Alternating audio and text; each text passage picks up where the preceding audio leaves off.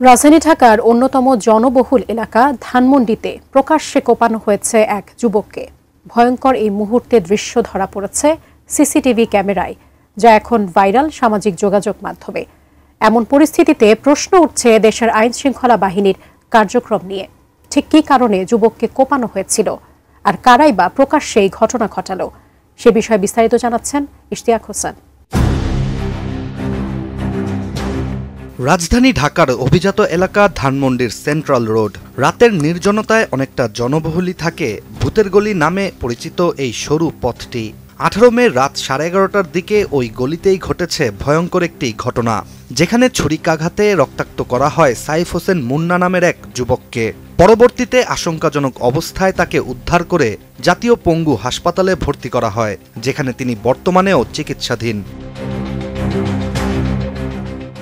প্রকাশ্যে যুবককে কোপানোর ভিডিও সামাজিক যোগাযোগ মাধ্যমে ভাইরাল হয়েছে গতকাল, যা নিয়ে তুমুল আলোচনা ও সমালোচনা চলছে দেশজুড়ে।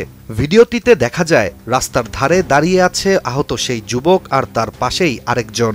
সামনে থেকে একটি বাইকে করে দুইজন আসা মাত্রই মুন্নার পাশে দাঁড়ানো অজ্ঞাত ব্যক্তি মুন্নাকে ধরে রাস্তায় ফেলে দেন।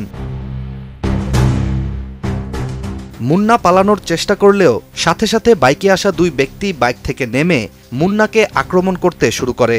মারামারির পর এক পর্যায়ে বাইকে থাকা ব্যক্তি ধারালো অস্ত্র দিয়ে মুন্নাকে কোপাতে শুরু করে। অবাক করার বিষয়টি হচ্ছে, কোপাকুপির সময় ওই রাস্তায় মানুষজনের সমাগম ছিল। ডিজাইন, এলিগেন্স, বিউটি, সেরা পণ্য সবার জন্য জেভিকো। এদিকে সিসিটিভি ফুটেজ ও পুলিশ সূত্রে জানা যায়, কাজ শেষে বাসায় ফিরছিলেন মুন্না। হঠাৎ করেই এক ব্যক্তি তার পথরোধ করেন, আর এরপরই মোটরসাইকেলে এসে উপস্থিত হয় আরও দুইজন। চক্রটি দ্রুত ও পরিকল্পিতভাবেই এই হামলা চালায়। পুলিশ জানায়, ধারালো অস্ত্রের কোপে মুন্নার হাত ও পায়ে মারাত্মক জখম হয়েছে। শরীরের বিভিন্ন স্থানে একাধিক গভীর ক্ষতের চিহ্নও রয়েছে। হামলার পরপরই স্থানীয়রা মুন্নাকে উদ্ধার করে দ্রুত হাসপাতালে ভর্তি করে। বর্তমানে তিনি জাতীয় পঙ্গু হাসপাতালে চিকিৎসাধীন। তার অবস্থা আশঙ্কাজনক বলেই জানা গেছে। এলাকাবাসী ও পুলিশ দুপক্ষই ধারণা করছে, এই হামলার পেছনে রয়েছে স্থানীয় চাঁদাবাজ চক্র। ধানমন্ডি এলাকায় সম্প্রতি কয়েকটি দোকান ও বাসাবাড়িতে চাঁদা দাবির ঘটনা ঘটেছে বলেই জানা যায়। মুন্না হয়তো কোনোভাবে এই চক্রের পথের কাঁটা হয়ে উঠেছিলেন। এছাড়া ভয়াবহ এই হামলার একদিন পার হয়ে গেলেও এখন পর্যন্ত থানায় কেউ লিখিত অভিযোগ করেনি।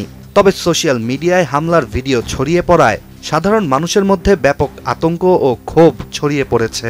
অনেকেই প্রশ্ন তুলছেন, রাজধানীর কেন্দ্রস্থলে ঘনবসতিপূর্ণ এলাকায় কিভাবে এমন ভয়ানক হামলা সম্ভব হয়। সাইফ হোসেন মুন্না এখন হাসপাতালে মৃত্যুর সঙ্গে লড়ছেন, আর সন্ত্রাসীরা এখনও ধরাছোঁয়ার বাইরে। তবে চিন্তার বিষয় হচ্ছে, চাঁদাবাজির মতো পুরনো অপরাধ আবার নতুন করে ভয়াল রূপ নিচ্ছে শহরের প্রাণকেন্দ্রে, যার শিকার হতে পারে যে কেউ যে কোনো দিন। Ishtiaq Hossain, ATN news.